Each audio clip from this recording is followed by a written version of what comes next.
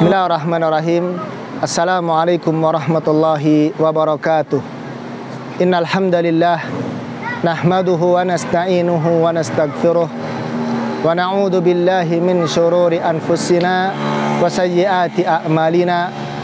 May yahdihillahu fala mudhillalah wa may yudlil fala hadiyalah. Asyhadu an la ilaha illallah wahdahu la syarikalah wa asyhadu anna Muhammadan abduhu wa safiyyuhu wa khaliluhu wa rasuluhu wa ba'd. Kaum muslimin yang dirahmati Allah Subhanahu wa taala. Sebagai seorang muslim, tentunya kita berharap agar kita bisa dimasukkan oleh Allah Subhanahu wa taala ke dalam surga Allah tabaraka wa taala.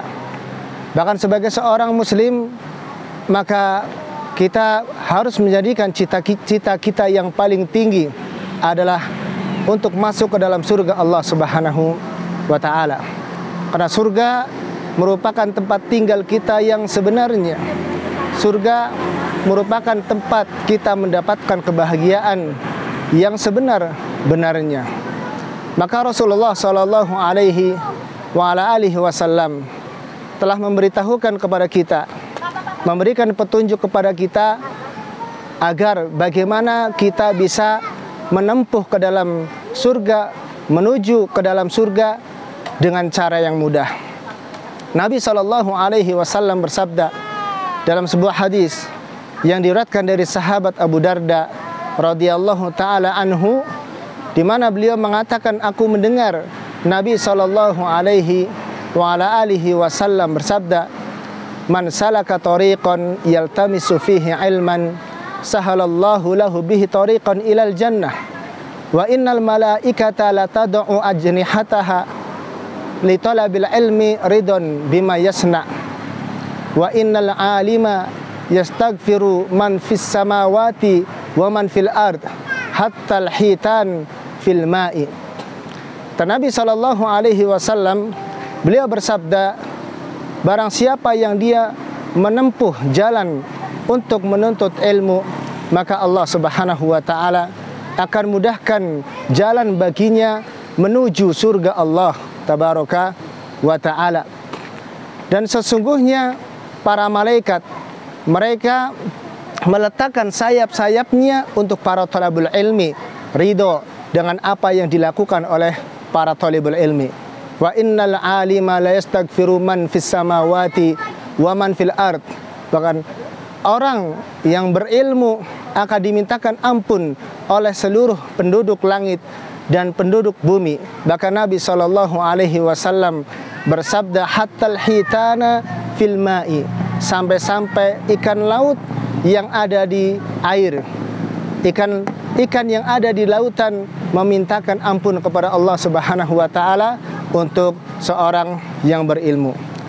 Kaum muslimin yang dirahmati Allah Subhanahu wa taala, di dalam hadis yang mulia ini menunjukkan tentang keutamaan di dalam menuntut ilmu syar'i, menuntut ilmu agama.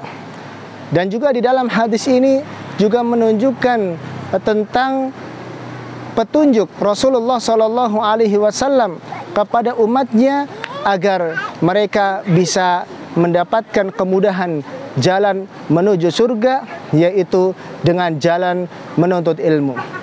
Kita tidak bisa beribadah kepada Allah Subhanahu wa taala kecuali dengan ilmu. Kita tidak bisa melakukan ketaatan kepada Allah Subhanahu wa taala juga apabila tanpa ilmu.